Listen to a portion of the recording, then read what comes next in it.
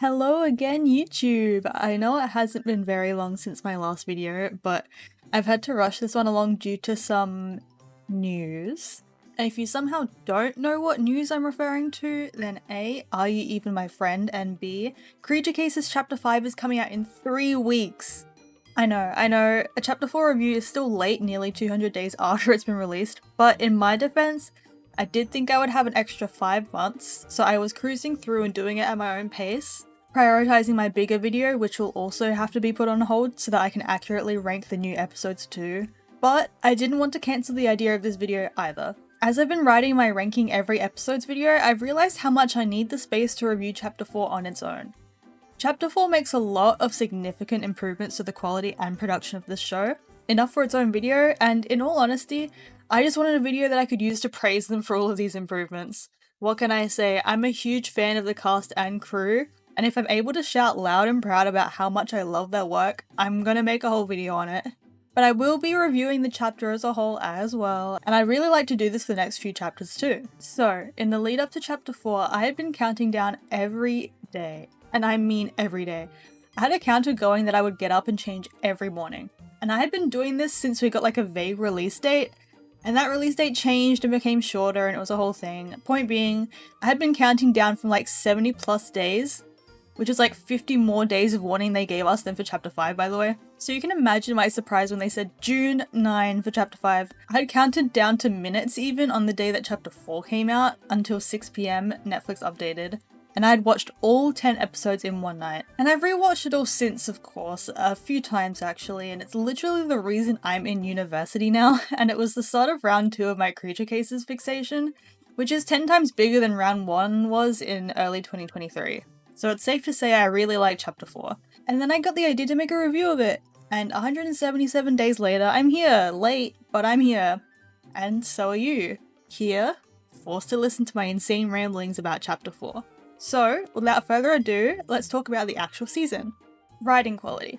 So to start off with the writing of the episodes, I'll bring up the elephant in the room. And if you've at least seen the season's listing on Netflix, then you probably know what I'm going to be talking about. The episodes are shorter in favour of the visuals, that much is obvious. Before Chapter 4, we were given a number of 20-minute long episodes that were just 2 10-minute episodes jammed into the same listing. So for Chapter 3, for example, which has 7 episodes listed, it's actually 14 episodes. Chapter 1 has 11 doubles and 1 full length, so 23 episodes in total.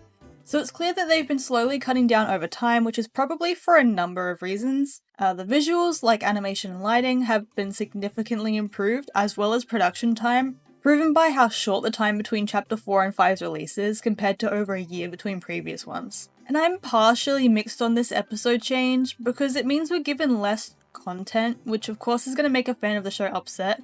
But on the upside of things, of which there are many, there's better working conditions and less tight deadlines with the crew. And as a result, the episodes have the time to become extremely well polished compared to the earlier seasons. So it's definitely a very important decision that I'm all in favour of.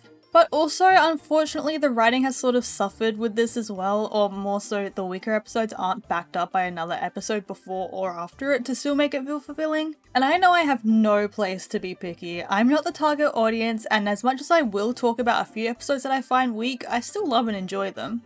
But I feel like I have to at least mention these outliers because they are outliers. We know how capable the show is when it comes to writing, and if you don't, stick around for my tier list video sometime after June 9.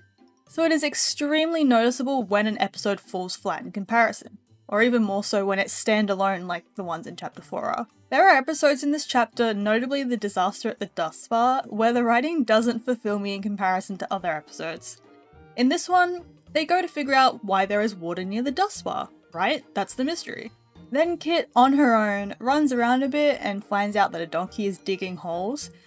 Okay, good setup. Kit is going to have to convince the donkey to stop, and the donkey will explain why they need to do that, and they'll come up with a satisfying compromise, right?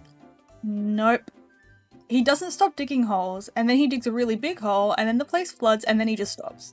As far as we know, he didn't even see the flood, and yet the episode ends with him apologizing and stopping the digging, I guess?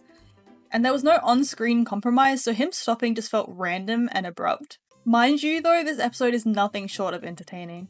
And I still adore every other aspect of it. Sam himself was well written, I love the water animation so much, and the designs of the chinchillas and even the donkey himself are cute and memorable. I don't think there's any episode in the show that I don't like, but this episode is definitely one of the weakest in my opinion. Again, this is in favour of amazing animation though, which it absolutely does in this episode. This episode is still entertaining, and I know a lot of people that really enjoyed it, so it does its job. Even if it doesn't appeal to me specifically, I can appreciate that it is enjoyable. But the writing quality of this show is situational. It's not like they have one or two bad writers, or that the entire show is weak slop. It's actually the exact opposite. Every writer has stronger episodes than others, they're all incredibly talented, and it just varies depending on the prompts that they're given to work with, but the quality never dips below good, and I will die on this hill. I mean, for one, they have Ruth Morrison working on this season, and she is amazing. My favourite writer for sure. She's written most of my favourite episodes, for example The Case of the Stinky Swamp, which literally changed how I interact with the creature cases as a whole. I loved the other characters in the show a normal amount before, and then she had to go and write a stellar episode with the Stinkwells, and it kickstarted my obsession with every character in the show, even the ones in the background with no names. But especially the Stinkwells, so thanks Ruth. But that episode wasn't even my favourite. Call me predictable, but episode 10, The Hidden Hitchhiker, was given to us by God himself. And I'm serious, Gabe Pulliam, the creator of the show, wrote my favourite episode. Go figure, right? A lot of the episodes this season played it so safe. Get the case, solve the case, nothing in between. But this episode was something really special, and as it stands right now, it's my favourite in the series. We have a major secondary emphasis on the Stinkwells again, sure I'm biased, but then also nearly the entire episode takes place inside of Ron, and the case is Sam and Kit, and they're stuck together. This episode is such a format breaker, and I absolutely adore it because of this.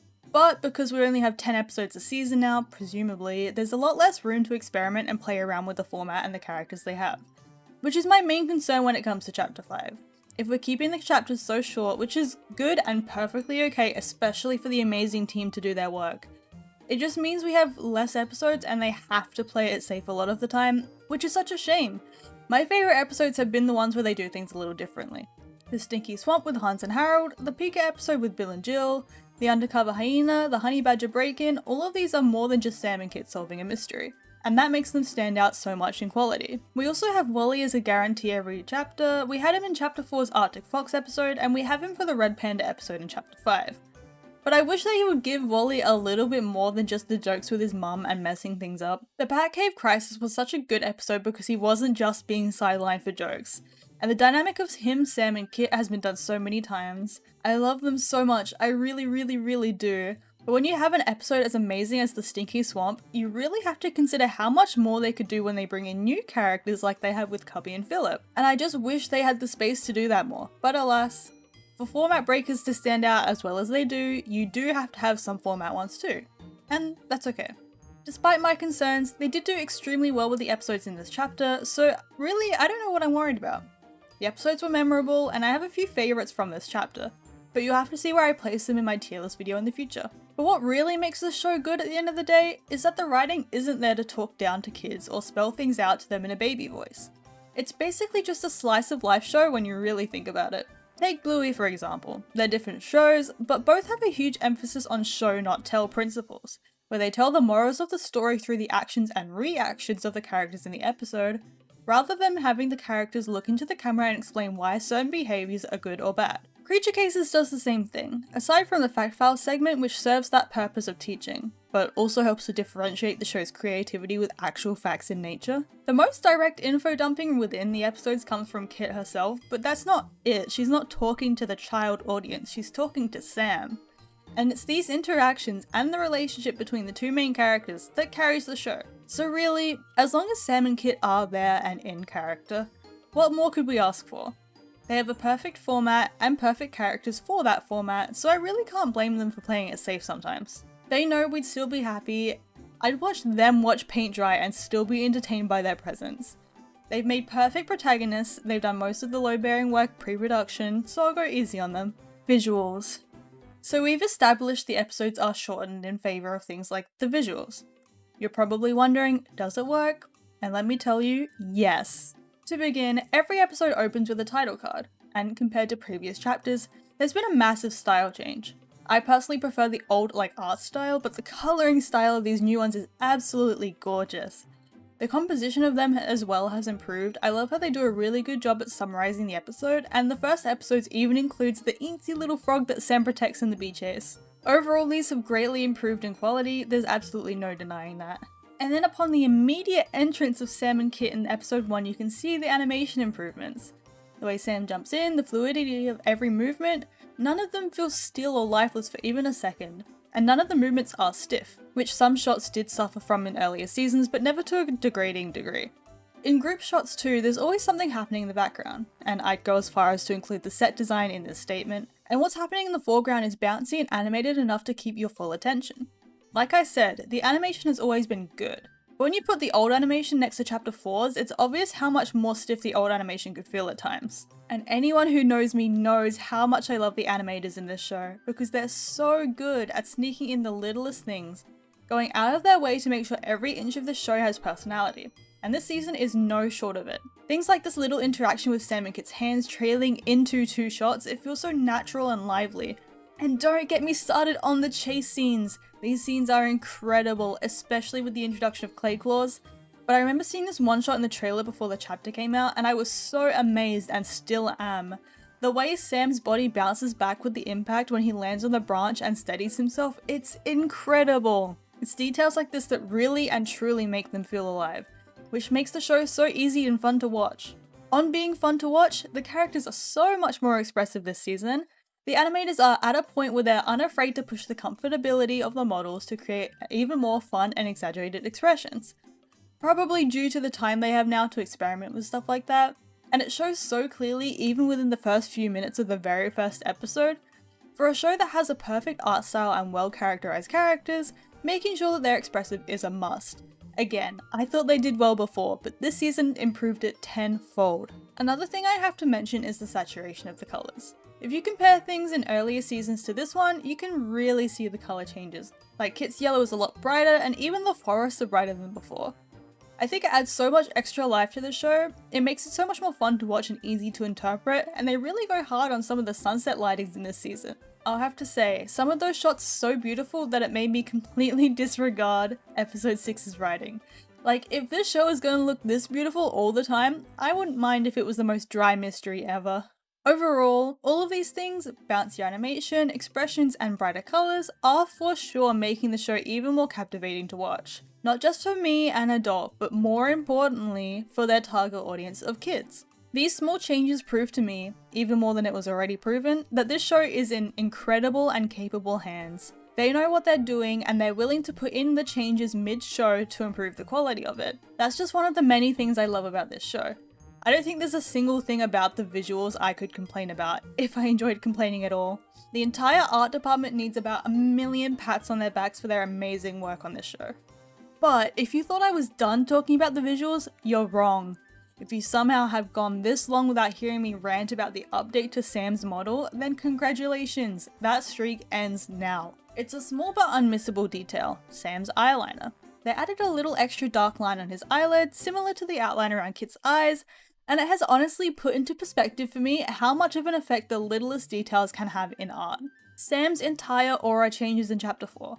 He comes off a lot more responsible, mature, and in control than he used to. I think it has something to do with the fact that it accentuates his expressions, as well as the show itself going harder on expressions, which makes him feel a lot less clumsy and light than he did before. It's like the last little thing that his design needed. A little extra bit of darkness up there to match his eyebrows. It's incredible, and somehow it made me love Sam even more than I already do. Chapter 4 Sam is for sure my favourite, and the change is so good that it makes me sad the other chapters are lacking it. I need to hand whoever decided to make this change a medal of pure gold. Characters. Now that the main 2 obvious aspects of the show are out of the way, I'll talk a little bit about some of the other parts of this chapter that made me love it so much, starting with the characters. The characters that they help in this chapter are extremely memorable. My favourites were the Arctic Foxes, the opossum and her babies, and of course, the best character, Nimba.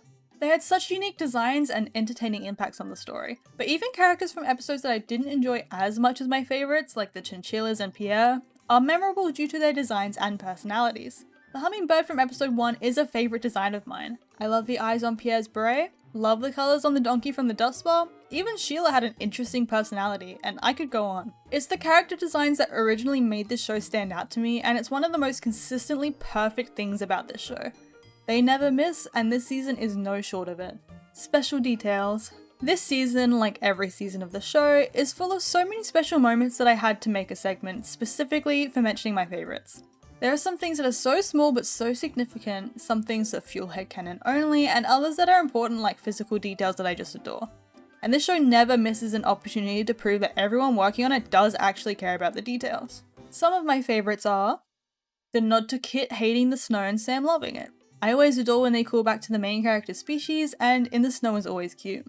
The new songs on the soundtrack. My favourite one was the one that played when Sam was leading Kit and Wally through the snow.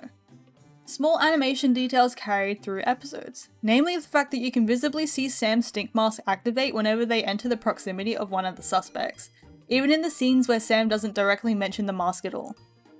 Honourable mention also goes to the animation for Sam and Kit in The Hidden Hitchhiker, namely a lot of the attention to detail that was given to Sam and Kit's height difference, and how much Sam had to bend down for Kit to be touching the ground with her feet. Nimba's entire existence, and how much she, Sam and Kit looked like the perfect happy family. I do quite like the probably accidental special liking that Sam takes to Nimba compared to the other characters that they've helped in the past. Maybe it has something to do with how Nimba looks a little like a person that Sam may or may not admire. Maybe it's got something to do with the little family dynamic they had going. I will not speak. Also, have I mentioned how much I love episodes 3 and 10? But I'll go more into detail on each episode in my tier list video, which I'm talking about so much because I was working on it until Chapter 5 got randomly announced, so now we all have to be a little patient. Chapter 5 Expectations. Right, so Chapter 5 is releasing soon. Like, really soon. So what are my expectations for it now? Well, we got early access to one episode due to the Valentine's Day Netflix playlist, and it was certainly not my favourite episode, not to spoil my tier list, but there is an episode at the bottom, and well, you can assume as much from that. Maybe it fell flat because I had high expectations for it after Chapter 4, or maybe it had to be finished earlier than the others, but alas, it is the only fully released episode we have so far, so I'm a little worried about how many dust bars we're gonna have in Chapter 5. As well, Chapter 5 is coming out so much sooner than Chapter 4 did.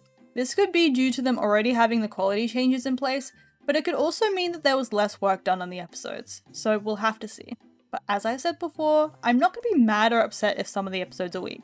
Especially not when there are studios out there prioritizing things like AI, as long as these episodes are written by humans and the production is making sure that everyone working on the show continues to actually love their jobs, I'm happy because that's the most important thing. In my Q&A video though, I asked for a lot from Chapter 5, and since we're only probably getting the same 10-ish episodes per chapter, and we've already seen one, and know sort of about 2 others, I can't be expecting too much. But I am a little hopeful that we get another episode as good as the Stinky Swamp was, especially now that we already know about the Wally episode. Maybe they'll have some fun and include someone else in another episode again. Fingers crossed. If not, I'll just be happy to see Sam and Kit again. Regardless of the quality, it is new Creature Cases content, and it would take a lot, and I mean a lot, for them to not make me count down every single day until new content comes out. I used to count down the days until the next top 5 video on their YouTube channel. I am serious about my love for this show, and I have no doubt they'll create something special. Not just for me as a fan, but for the kids and families that adore the show as well. Outro! I actually wrote one this time. But we can only wait and see.